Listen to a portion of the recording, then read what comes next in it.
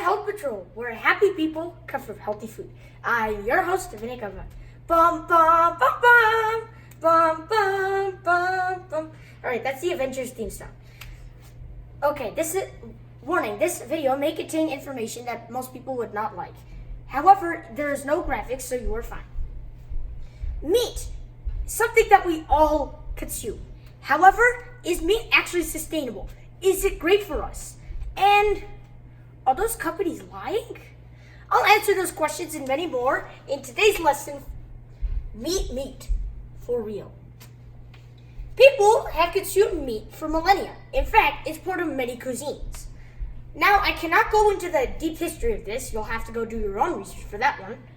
But I can tell you about what meat actually does to us. Meat is still eaten by many of us, even though here in the United States, a lot of people are drastically reducing their meat consumption. We still think that meat is healthy and has nutritional benefits. However, is it good?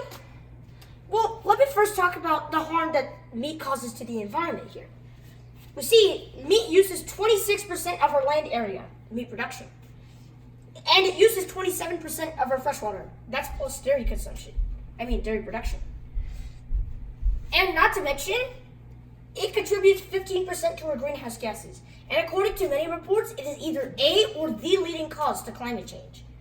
And here in the United States, most of our meat is made in factory farms. And because of that, we use antibiotics to keep them so close to each other, the animals that we're factory farming. So up to 80% of our antibiotics are used here in the United States for such animals. And all of that for only 18% of our total calories. Isn't that kind of a joke that we're using so much? And that's not even to add how many animals we're killing a year. 74 billion animals are killed each year.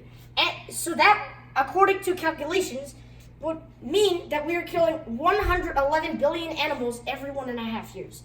That's more than how many people have lived in history, the total number.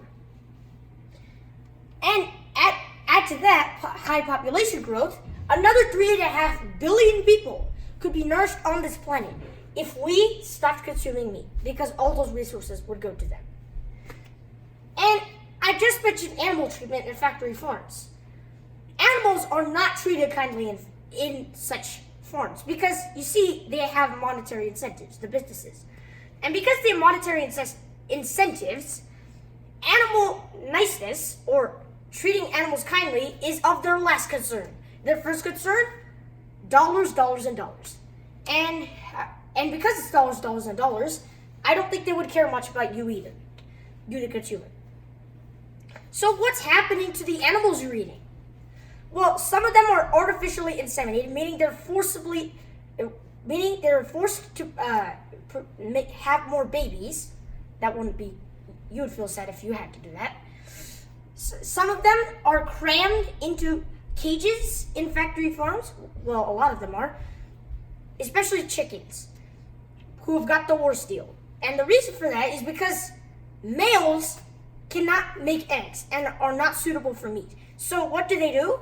Minutes after their birth, they are gassed or shredded in grinders. So basically gone. That's way unsustainable. We're killing millions of chickens that way. And fish, I'll have to talk about that in another video because there's even more I have to talk about that. But animal treatment aside, how does this affect your health? Well, animal treatment does affect your health because animals with trauma or hormonal problems can wreak havoc on your body. First of all, when you eat chicken, beef, pork, or other foods, you're exposing your body to bacteria that could not have been killed by the antibiotics or anything that's really dangerous. And the reason for that is, even though we use so many antibiotics, antibiotic resistance can be widespread in such farms where meat is produced. And we're eating at such a large scale that soon we might not even have enough meat. And there's a potential for food poisoning. There are many cases of food poisoning being reported in the US for different types of meat. And there's many types of meat other than chicken and fish, which are generally seen as healthy, that that could potentially cause diseases. For example, processed meat, which encompasses a large majority of the meat you might eat. For example, beef, pork, lamb, veal, chicken, goat. No, not chicken. Veal, goat, and etc. All of those under the category processed meat could increase your disease risk. Overall, a high consumption of red and processed meat, according to statistics, increases your chance of premature death by 29%. I don't have the statistics with me right now, but they're available in the PowerPoint presentation that I made. And now you might be wondering, well, what about grass-fed and humane meat? Isn't that better? And what about organic meat? Well, not necessarily. Organic regulations don't necessarily mean better life for the animal. Because according to European Union regulations, a chicken can still be crammed with 5 others. And that's the EU.